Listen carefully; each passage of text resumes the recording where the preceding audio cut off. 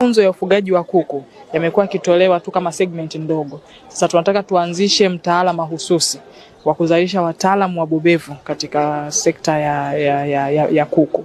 Na hiyo imetokana na mahitaji makubwa kutoka kwa sekta binafsi na ukuaji wa sekta yenyewe ya kuku nchini. Tumeona kwamba sekta ya kuku inachangia zaidi ya 18% ya nyama yote inayoliwa nchini. Lakini bado mapato yetu sekta ya kuku inachangia 1% tu. Maana yake bado kuna sehemu hatujafanya ufugaji unaostahili ili kuongeza tija kwa wafugaji wetu wa kuku. Lakini pia takwimu hata za ulaji wa kuku inaonyesha kwamba kwa kila Mtanzania anakula kuku mmoja kwa mwaka. Na tukiangalia kuku wengi wanaliwa zaidi mijini kuliko vijijini. Kwa wengi hawajajua umuhimu wa kutumia protini ya kuku, lakini pia uzalishaji wa kuku bado uko chini. Kwa tumeona tuwekeze katika mtaala huu, na tunaamini tukishapitisha mtaala huu na ukafuata channel zote, tunatarajia katika intake ya mwaka huu inayofuata ya wanafunzi wetu basi wataanza kufundishwa na tutapata wataalamu wabobevu katika sekta yetu ya kuku, na hivyo tutainyanyua na kuongeza tija katika sekta yetu ya kuku. Ambapo vinatoa au vinazalisha ajira nyingi zaidi kwa vijana na wanawake ni ufugaji wa kuku kuliko ufugaji mwingine wote. Maelekezo mahususi ya serikali ya awamu ya 6 ni kuhakikisha tunaweka tija zaidi katika makundi haya maalum.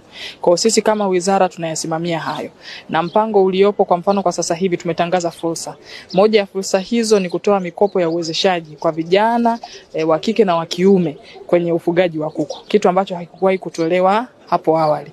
Kwa tumeshaanza utekelezaji wa hiki ambacho tunakizungumzia, na tunaamini japokuwa wataalamu walitakiwa watangulie kuwepo, lakini basi vyote hivi vinakwenda sambamba. Tunaanza uwezeshaji kwa makundi haya mahususi chini ya zile bilioni 200 zilizotolewa na Daktari Samia Suluhu Hassan.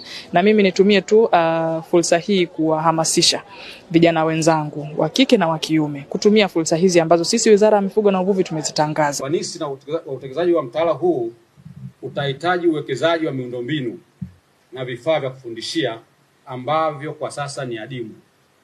Tunaamini wadau mliopo hapa mtaendelea kuunga mkono wizara na RITA ili kuhakikisha kozi hii inaanza kufundishwa kwa ufanisi mkubwa.